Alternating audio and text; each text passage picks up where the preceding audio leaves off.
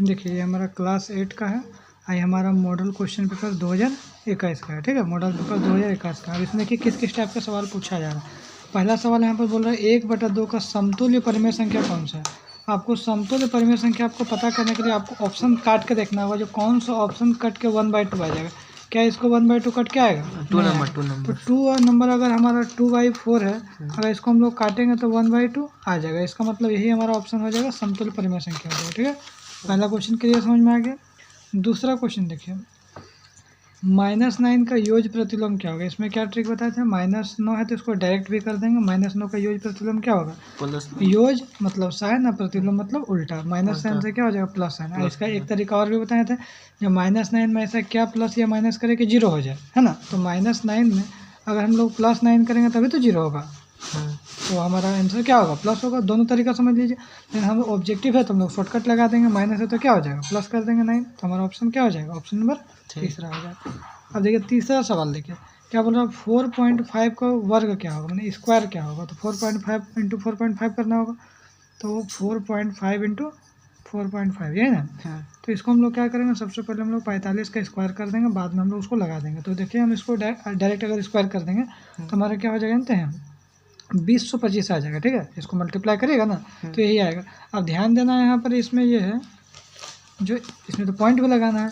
यहाँ पीछे से 1 अंक पॉइंट है और यहाँ पीछे से 1 अंक पॉइंट है, तो एक एक कितना हो जाएगा? 2 हो जाएगा। तो पीछे 2 अंक और पॉइंट लगा देंगे तो 20.25 होगा। समझ में आ गया? 4.5 का स्क्वायर तो 20.25 यहाँ पे आ गया। समझ में आ गया? इस तरीके का आपको जब भी पॉइंट वाला रहेगा तो सबसे पहले पॉइंट को पहले भूल जाइए, पहले मल्टीप्लाई कर दो, स्क्वायर कर दो, फिर पीछे से 1 अंक के बाद पॉइंट नहीं लगाना, 2 अंक के बाद लगाना है, क्योंकि 4.5 × 4.5 हो जा रहा है।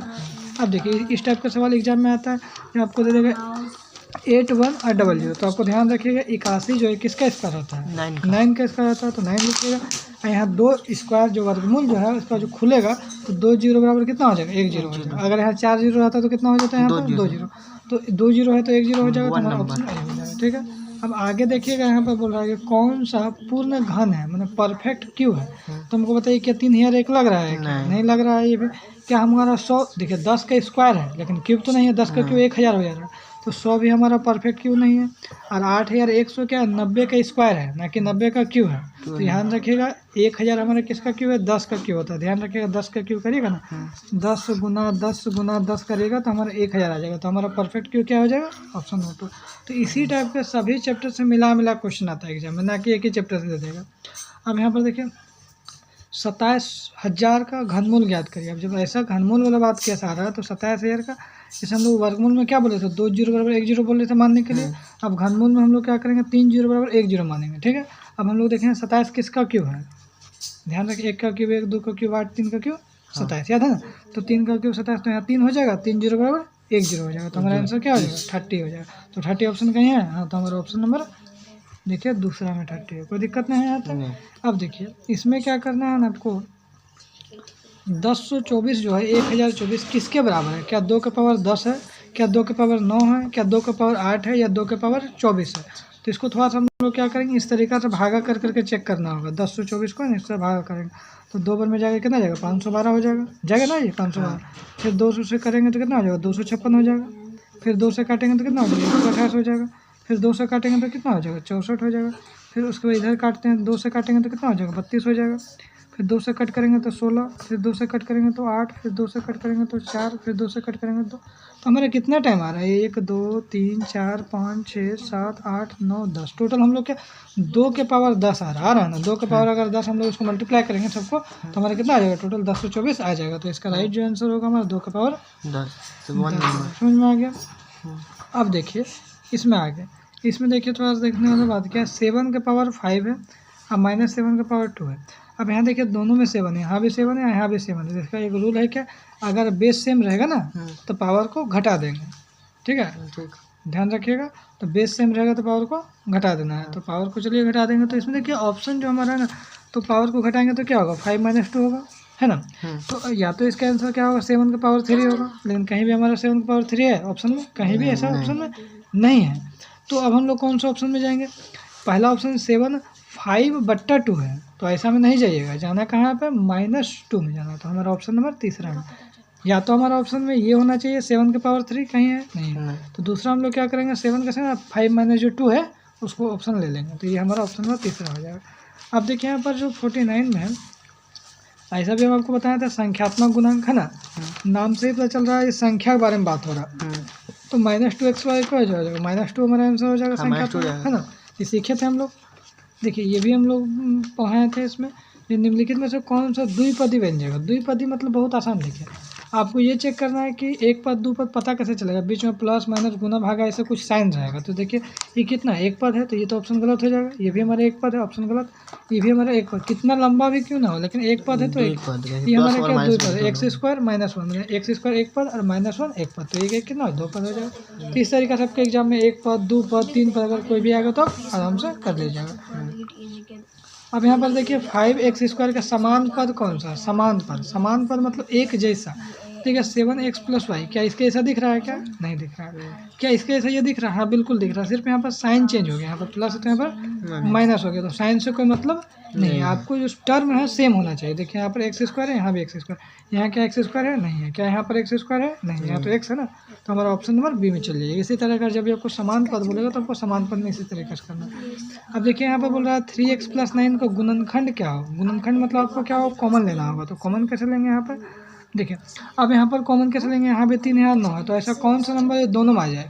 तो हम देख रहे हैं कि यहाँ 3 का जो टेबल में 3 भी आ जाएगा, 9 भी आ जाएगा। तो 3 को हम लोग कॉमन ले लेंगे तो यहाँ क्या बचेगा, x बच जाएगा, और प्लस का प्लस 3 जाएगा, कितना हो जाएगा 9 हो जाएगा। तो हमारा जो आंसर हो जाएगा, यही ऑप्शन को खोजना है, कहाँ ऑप्शन हमको मिलेगा।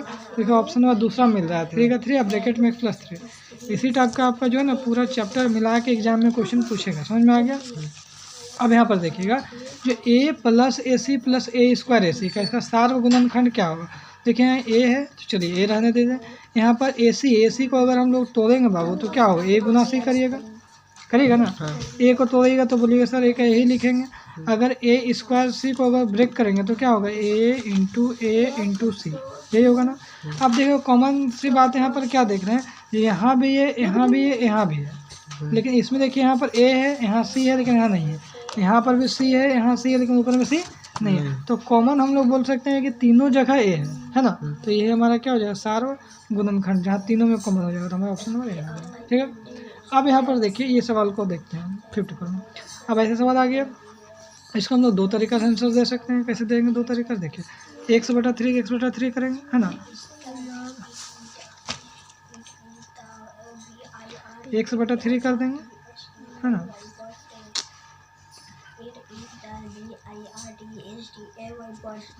x/3 हो जाएगा, है ना। अब बराबर 7/15 है ना। अब क्या करेंगे, ये जो 1 जो प्लस में है उसको क्या करेंगे, उधर माइनस में कर देंगे, 1 तो -1 यहाँ हो जाएगा। अब इसका जो कुछ नहीं तो 1 कर देंगे, तो x/3 का x/3 ही रहने देते हैं यहाँ पर। अब इसका एलसीएम करेंगे तो क्या हो जाएगा, 15 का 15, 15 हो जाए 15, तो 7 यहाँ पे हो जाएगा। अब 1 15 जो 15, तो 15 को 1 से करेंगे तो क्या हो जाएगा, 15 हो जाएगा, है ना। देख लीजिए 1 15 जो 15, 15 जो 15। अब यहाँ सवाल क्या हो रहा है ना, जो हमारे पास x/3 यहाँ पर, अब देखिए इधर समझिए, x/3 का x/3 यहाँ पर रहेगा, ये वाला इधर के इधर है, बराबर का बराबर। अब हम 7 में से अगर 15 घटाएंगे तो क्या हो जाएगा, -8 हो जाएगा, -8/15 हो जाएगा। अब यहाँ पर देखिए जरा कोना कोनी गुना करिएगा तो क्या होगा, तो यहाँ पर हम लोग बोल सकते हैं कि यहाँ पर हमारा होगा 15 x बराबर, यहाँ पर ये तो बराबर हो जा रहा है। चलिए आगे देखते हैं, इसको पूरा इरेज कर देते हैं। ध्यान रखिएगा 15 को x से करेंगे तो क्या होगा, 15x होगा। अब -8 को 3 से करेंगे तो क्या होगा, -24 होगा। तो हम लोग यहाँ पर डायरेक्ट करते हैं, क्या लिखेंगे फिर, क्या आया था यहाँ पर, 15x बराबर -24, समझ में आ गया। तो x बराबर हमारा क्या हो जाएगा, -24 और डिवाइड बाई 15, और इसको कट करेंगे तो 3 × 24 और 3 × 5 = 15। तो -8/5 हमारा कौन सा ऑप्शन है, देखिएगा हमारा -8/5 हमारा ऑप्शन 4 नंबर में, हाँ 4 ही नंबर में है, ये प्लस है ना, नहीं होगा।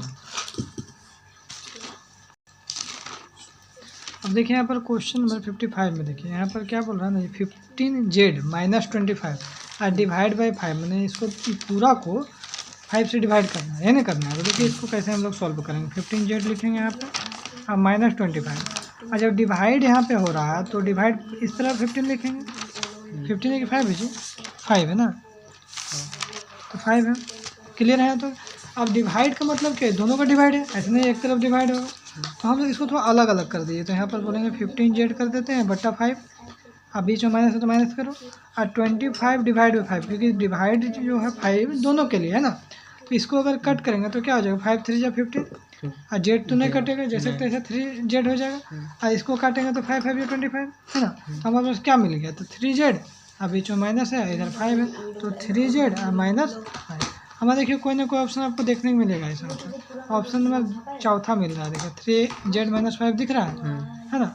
तो इस टाइप से जब भी आपको सवाल आएगा तो कर लीजिएगा। इस टाइप पे देखिए सवाल आपको करा है, P/7 बराबर 24 का मान क्या होगा, मतलब इसमें P का मान पूछ रहा है ना, तो P/7 इक्वल टू 24, पेन से चल नहीं रहा है, तो अब 7 को क्या करेंगे, भागा है तो मल्टीप्लाई में ले जाएंगे, तो P का वैल्यू निकल जाएगा, तो 24 को अगर 7 से मल्टीप्लाई करिएगा ना, तो हमारा P का जो वैल्यू 168 आएगा, मल्टीप्लाई करके आप चेक कर लीजिएगा, P का मान कितना आएगा, 168 आएगा। देखिए ऑप्शन में क्या 168 है, 168 हाँ है ना ऑप्शन में। अब देखिए अब थोड़ा सा इस टाइप का भी सवाल आता है,